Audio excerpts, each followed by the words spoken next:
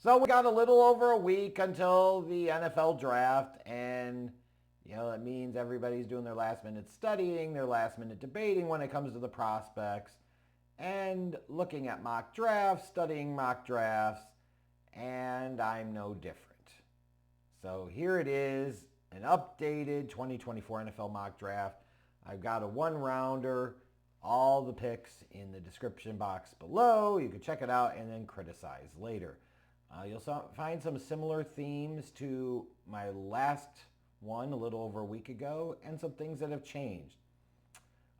What you'll notice has stayed the same is quarterbacks still going 1, 2, 3, 4 in this draft. And I think in the same order. Caleb Williams going 1 to the Chicago Bears. Jayden Daniels going 2 to the Washington Commanders.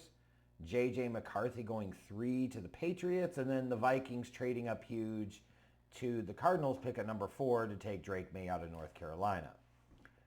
Now, I will tell you where I sit right now is I'd be surprised if quarterbacks weren't going 1 through 4 in this draft.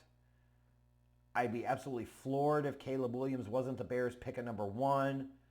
I'd be at least moderately surprised if Jayden Daniels wasn't the pick at number 2 at this point. I think the thing I'm trying to figure out is,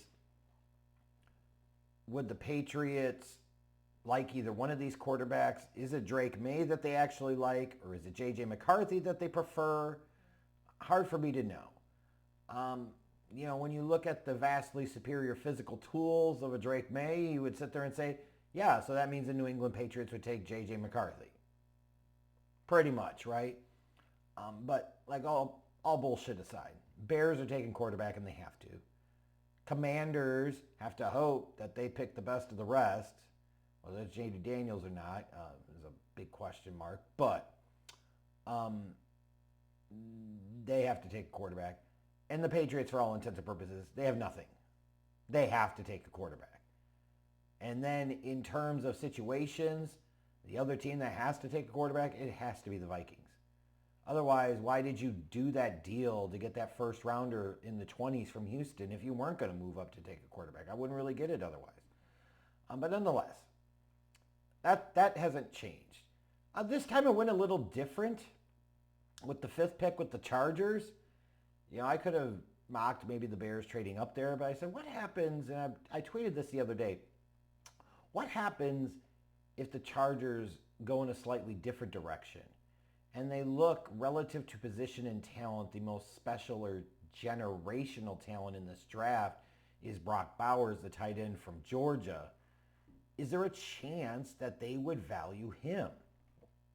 The Chargers certainly have a need at wide receiver, but they did also just invest a first-round pick last year in Quentin Johnston, no matter how bad that pick might look so far. You're talking about Jim Harbaugh coming in, and when Harbaugh had his success at the NFL level with the 49ers back in 2011 to 2014, what was something that he had? He had that athletic, freakish tight end in Vernon Davis. Does he look at Brock Bowers and say, that's my white Vernon Davis? Some people will say, why would you take a tight end top 5? When's the last time that really was a great idea and really, really, truly panned out? You just had Kyle Pitts a couple of years ago, yada, yada, yada. Now, big difference is, you look at the Falcons, you look at Kyle Pitts, they saddled him with some crap at quarterback the past couple of years. Bowers would be coming into a spot where he'd have Justin Herbert to throw him the ball. So what happens? It feels like they're locked in, the Chargers, realistically on wide receiver. Could surprise some people, take an offensive tackle. But what if they go in a different direction? It only takes one team to fall in love with the guy to take him. It only takes one team to do something that's kind of bizarro world and shake shit up, right? And that could be the pick right there, which sets this kind of chain reaction in place. Now you got the Giants sitting there at pick 6, assuming they don't trade up a little bit for a quarterback. Now they're sitting there and they've got their pick of the litter, if you will, in terms of the wide receivers. And they could go Marvin Harrison Jr. there. But Malik Nabers is the more dynamic receiver. He just is. Whether you like Harrison better as a prospect, it's your opinion. Nabers is the more dynamic, more electric guy. Which then Tennessee, The presumption is, since they gave big money to Ridley in free agency, that they would go offensive tackle here and they'd go Joe Alt. Certainly feels right. Which could mean that Atlanta's pick at 8, somebody be trying to jump Chicago at that point. Because the way this is falling out, after the Falcons take Dallas Turner, you have both Marvin Harrison Jr. and Odunze on the board at pick 9. As unlikely as this scenario would be to happen, I think what I'm illustrating here is it technically could. And it wouldn't be the craziest thing in the world. You get quarterbacks go 1 through 4, somebody does something screwy in that 5 to 7 range, like if Bowers goes 5 or Bowers goes 6 or Bowers goes 7, like that's a key. If you're a Bears fan and you want one of those top 3 wide receivers there at pick 9, and what a spot they would be in if they were able to have both of them there. And in this case, I'd have them take a Marvin Harrison Jr. Could you imagine that? You had Bears fans a few months ago talking about, fuck trading back, fuck drafting a quarterback, take Marvin Harrison Jr. number 1 overall. And how crazy would it be if the Bears ended up with him at number 9? Like I said, unlikely, possible. Like Brock Bowers to me is that kind of that tipping point of the draft. And if he goes inside of the top 10 before Chicago, there's going to be a trickle-down effect there somewhere. So time will tell what happens. You'll notice this is still a draft where you see there's a ton of offensive tackles and offensive linemen going round 1. That's a big strength of this class. Another interesting thing too is as you talk about the wide receivers, you talk about your big 3, if you will, with Marvin Harrison Jr., Malik Nabers, and Odunze. But then you've got kind of that 4th guy in Brian Thomas Jr.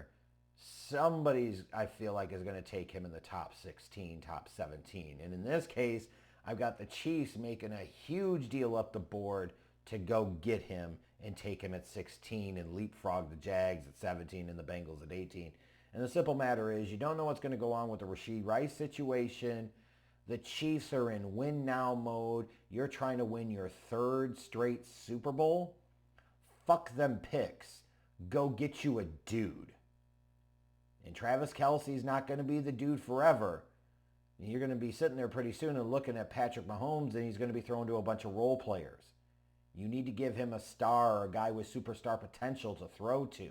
He's got that now, obviously, with Kelce, right? But he needs a number 1 wide receiver on the outside, and Brian Thomas would be that dude. As unlikely as it would be for the Chiefs to trade up, I think what I'm showing here is that somebody could get interested in a Brian Thomas Jr. This feels like it could be the right draft spot for him.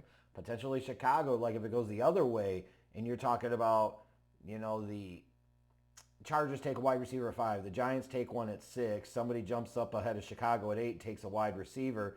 The Bears might be sitting there and saying, well, it's Brock Bowers, or we trade back and get somewhere between 14 to 16 to take Brian Thomas Jr. Might not be the worst outcome in the world. But yeah, so like I said, you can take a look at this. You can pick it apart all you want, but it's my mock draft, bitches. It was me trying to, and I do this sometimes, right? So keep that in mind. This is not my prediction of what I think is going to happen yet. The only mock draft that truly ultimately matters when it comes to that is the one that I typically release within 24 hours before the NFL draft actually starts. All the other times I'm playing out different scenarios. I'm trying to go off of what I feel and what I think. And this is more of like a what if Brock Bowers went in the top 5 situation? And what type of consequences and repercussions would that have on the rest of the first round?